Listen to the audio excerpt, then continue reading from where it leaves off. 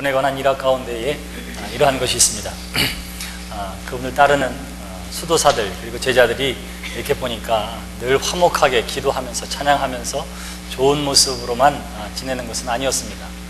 걸핏하면 싸우고 걸핏하면 삐지고 걸핏하면 다투고 서로 더 가지려고 하고 많이 먹으려고 하고 이러한 모습들을 보게 되었어요.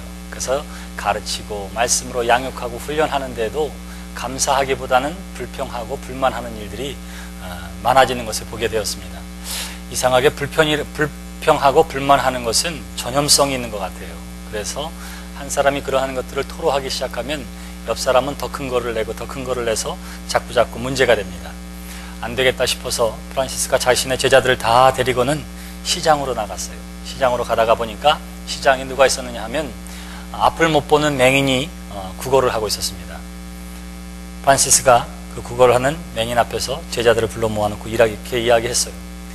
내가 예수님이 그렇게 했던 것처럼 혹은 베드로와 요한이 그렇게 했던 것처럼 내가 이 맹인에게 예수 그리스도의 능력으로 그 힘입어서 앞을 보게 한다면 이 맹인의 반응이 어떠할까 물어봤어요. 그랬더니 제자들이 뭐라고 얘기하냐면 그야 너무너무 기뻐서 팔짝팔짝 뛰면서 좋아하고 하나님 앞에 감사와 영광을 돌리겠지요. 이렇게 이야기하고 어떤 사람은 세상에 눈으로 볼 수 있다면 이 맹인에게 그것보다 더 귀한 일이 어디 있겠습니까? 막 이렇게 이야기하고 서로 다 이야기를 했어요. 그랬더니 맹인을 바라보고 이야기하던 프란시스가 제자들을 바라보면서 이야기합니다. 그런데 너희들은 이미 볼 수 있는데도 불구하고 이미 볼 수 있는 눈을 가졌음에도 불구하고 왜 이렇게 감사할 줄 모르니? 왜 이렇게 불평하고 불만하니? 이랬어요. 사랑하는 성도 여러분, 우리 모두의 삶에도 마찬가지입니다. 삶의 여러 가지 모양은 서로 다를지 모르지만 감사의 것을 감사함으로 받아들이는 사람에게는 늘 기쁨의 찬양이 넘쳐나게 되고요. 사단은 우리의 눈을 가리워서 무엇을 못 보게 하느냐 하면 감사의 조건을 못 보게 해요. 그래서 늘 불평하고 불만하고 또한 마음 상하게 만드는 것입니다. 오늘 이 시대에 우리만이 아니라 저 옛날에 하나님으로부터 택함받은 백성들도 마찬가지였습니다. 이스라엘 백성들은 하나님으로부터 택함받은 사람들이요 믿음의 조상을 둔 사람들이요 하나님이 그 백성들을 얼마나 사랑하시는지를 수도 없이 역사 속에서 경험했던 사람들입니다. 그 어느 민족 가운데에 바다를 갈라서 민족을 이동시킨 적이 있나요?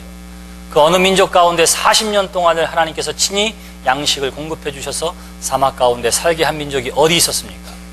바로 하나님이 택한 이스라엘 백성들, 바로 유대인들이 그러한 은혜와 은총을 받아 누렸던 사람들입니다. 그런데 마땅히 그 하나의 감사의 조건들을 가지고 하나님을 보아야 할 사람들이 눈이 어두워져서 이웃의 이방신들을 바라보게 되고 그리고 우상 숭배에 빠지고 마땅히 하나님 앞에 돌려야 할 감사와 영광을 우상 앞에 돌리는 일들이 벌어지기 시작한 거예요. 감사의 조건들을 잊어버리기 시작했습니다.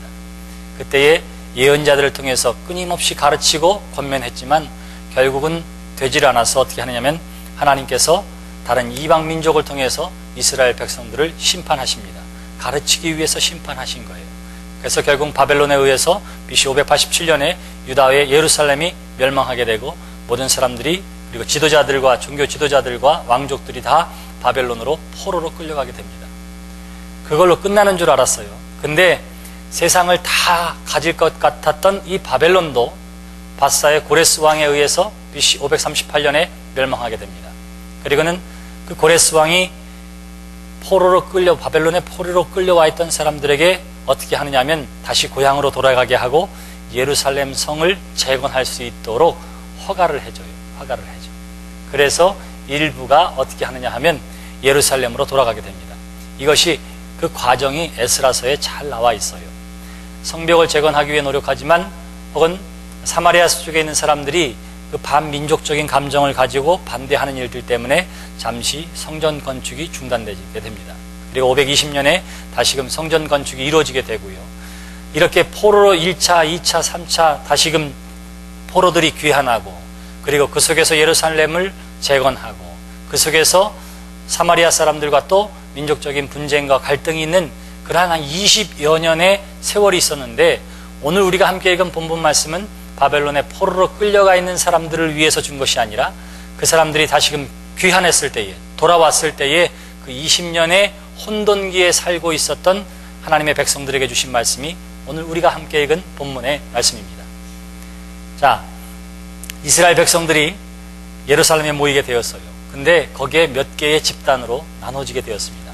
어떤 집단이 있었느냐 하면 포로로 끌려갔을 때 끌려가지 않고 남아있었던, 예루살렘에 남아있었던 유대인들이 있었어요. 또 포로로 끌려갔다가 돌아오는 사람들도 있었습니다. 그러니까 이민 간 것은 아니지만 외국에서 타향살이를 하다가 성전 건축, 성전의 재건을, 예루살렘 성의 재건을 위해서 돌아오는 사람들이 있었어요. 이 사람들은 보통의 열심을 가지고 있는 사람들이 아니었습니다. 내 고향 땅에 들어가서 하나님의 무너진 성을 건축하겠다고 하는 간절한 기도의 제목을 가지고 있었던 신실한 사명의 사람들이었어요. 그러한 사람들이 예루살렘으로 돌아오고요. 그 예루살렘 성을 재건하기 위해서 보냄받았던 사람들 중에는 이방인 노역자들도 있었습니다. 그래서 유대인들만 들어온 것이 아니라 이방인들도 들어왔습니다. 또 성전을 재건하기 위해서 노역자들도 들어오게 되었고요. 그런가 하면 예루살렘에 원래 살던 사람들은 또 어떻게 되었느냐 하면 그냥 이렇게 살다가 기다리다가 어떻게 하느냐 하면 옆에 이방 민족들을 보니까 바알 신상 앞에 절하고 뭐 괜찮은 것 같아요. 그래서 여기서 신앙을 지키는 사람들도 있었는가 하면 이방 사람들이 섬기던 우상을 섬기고 예루살렘에 그 우상을 섬기는 일들이 벌어지기 시작하기도 했었습니다. 또 포로로 끌려갔다가 오는 사람들과 여기 살던 사람들이 조금의 갈등도 있었어요. 그리고 거기에는 몹시 심한 가난과 그리고 사회적인 분열, 갈등, 이방인들이 자꾸자꾸 들어오게 되니까 이 사람들을 어떻게 수용해야 할 것인가에 대한 신앙적인 판단과 문제들이 현재 예루살렘에 가득 번져지게 된 것입니다. 바로 그러한 상황에서 오늘의 본문이 주어지고 있는 거예요. 다시 말하면 혼돈과 갈등과 가난과 어려움, 분열, 이러한 일들이 현재 예루살렘에 있었던 것입니다. 시대적으로 따지면 정말로 암울하고 안타까운 때이지요. 왜 그렇습니까? 이스라엘 백성들이 포로로 끌려가게 된 이유가 하나님 앞에 범죄했기 때문인데, 그래서 깨닫고 돌아와 봤더니 여기에는 정화된 상태가 아니라 아직도 깨닫지 못하고 우상을 숭배하며 하나님을 거스리는 죄악이 여기에 아직도 만연했기 때문에 그래요. 하나님이 우리를 회복시켜 주셨구나, 변함없이 우리를 사랑해 주시고 예루살렘을 다시금 재건시켜 주시는구나, 이러한 감사의 눈을 가지고 있는 것이 아니라 가난과 갈등과 이방인들로 들끓는 것 때문에 속상해하고 마음 아파하고 불만하고 갈등하고 있었던 것입니다. 그것이 예루살렘의 현실이었던 거예요. 바로 그러한 혼돈 가운데에 예언자를 통해서 하나님께서 말씀하십니다. 일어나라 하는 거예요. 일어나라. 첫 번째 말씀이 뭐라고요? 일어나라.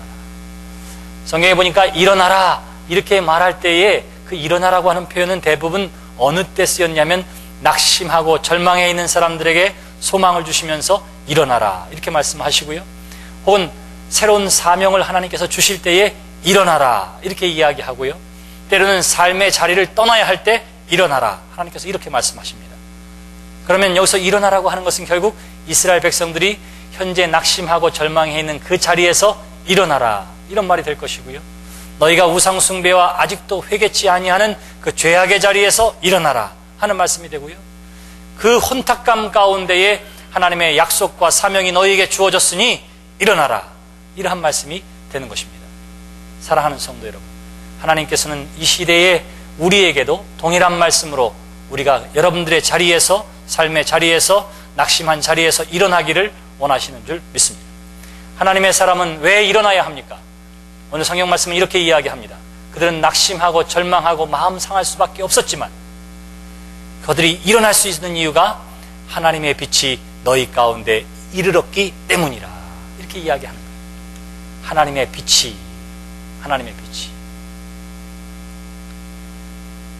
하나님의 빛이라고 이야기할 때에 성경에 없는 빛이라고 하는 것에 대한 이야기가 많이 나와 있어요. 창세기 1장 3절에는 하나님께서 가라사대 빛이 있으라 하심에 빛이 있었다 이렇게 이야기해요. 또 어떤 내용이 나옵니까? 요한복음 1장 9절에도 보시면 빛에 대한 이야기가 나와 있습니다. 참빛 곧 세상에 와서 각 사람에게 비치는 빛이 있었나니 이렇게 이야기하고요. 마태복음 5장에서 뭐라고 이야기합니까? 5장 14절에 보면 너희는 세상의 빛이라 이렇게 이야기해요.